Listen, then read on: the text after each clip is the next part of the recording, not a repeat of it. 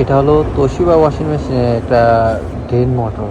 আসলে মূলত এটার কাজটা কি, যারা নিত্য নতুন কাজ শিখতেছেন মূলত তাদের জন্য ভিডিওটা। এটার কাজটা হলো আপনার, এটা যখন নষ্ট হবে তখন আপনার ড্রেন করবে না, প্লাস আপনার এই যে দেখুন এখানে এখন স্পেন চলতেছে, স্পেনটা চলবে না যদি এটা যদি নষ্ট হয়ে থাকে।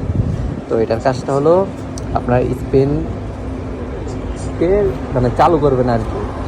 যখন আমরা টেকনিশিয়ানরা আপনার এটা অন করার পরে জাস্ট শুধু স্পেন চালাতে যাই, তখন যখন স্পেন চলে না তখন আমরা দেখি যে আসলে যে ড্রেন মোটরটা ঠিক আছে কিনা।